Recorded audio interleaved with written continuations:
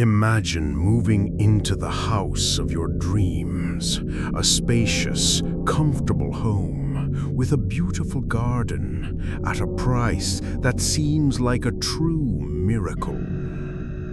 Now imagine discovering, too late, that this miracle carries within it a pact with something you could never face. That is exactly what happened in Amityville, New York in 1975.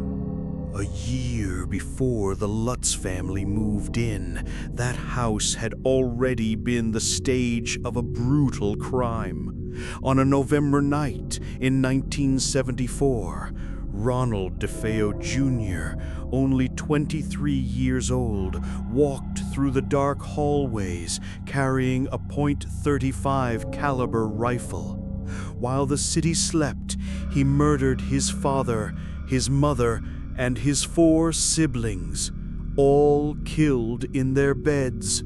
No neighbor heard screams. None of the 6 tried to run. It was as if they were paralyzed. When arrested, DeFeo claimed that voices told him to do it. And it was into this house that the Lutz family moved in, believing they could start over. On the first night, George Lutz suddenly woke up.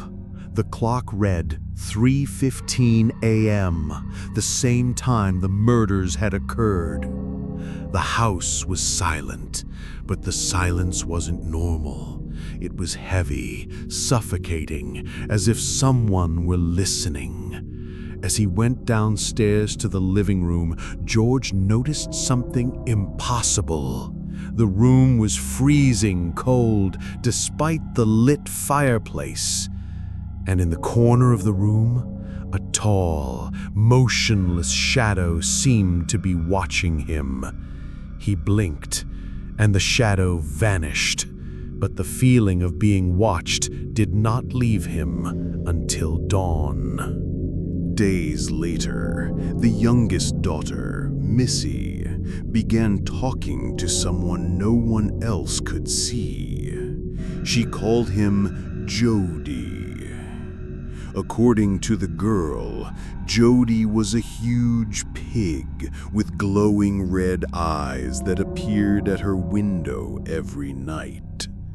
Once, Kathy went up to her room and found Missy laughing at the window. When asked what she saw, the girl calmly replied, "He said he doesn't like it when you try to take me away from here." Later that night, George, outside the house, swore he saw 2 red eyes staring at him from his daughter's bedroom window. When he rushed inside, there was nothing, only Missy sleeping peacefully. As weeks passed, the atmosphere in the house grew heavier and heavier. Doors slammed violently without any wind. Sweet, nauseating perfumes appeared suddenly, followed by the stench of decay. Kathy began having nightmares about the DeFeo murders, seeing scenes in detail that had never been released by the press. Always waking at the same time, 3:15 a.m. George, meanwhile, was no longer the same man. His friends said he seemed like a different person. He spent hours in front of the fireplace, obsessed with the fire, trying to chase away a cold that never left. And little by little, he began having fits of rage, as if something in the house was eating away at his mind.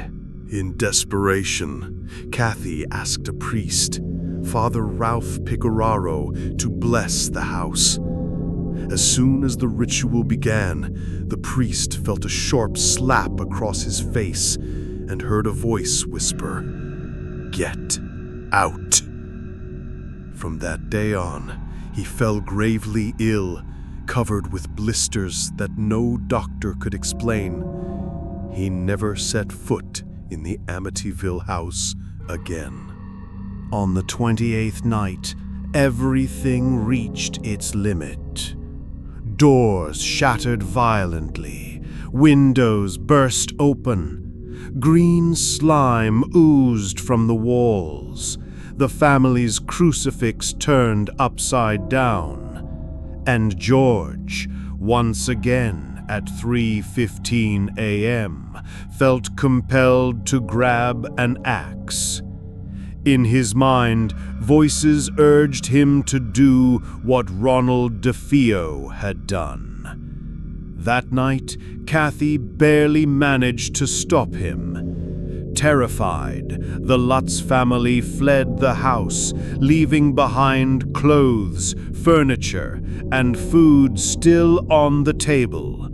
They never returned. Investigators later found no physical evidence of the slime or the damages reported. Skeptics say it was all a hoax, but believers argue that the evil tied to the murders never left that place. To this day, no family has been able to live there in peace. The house remains a symbol of horror, mystery, and the question that never goes away. What if the walls really do remember?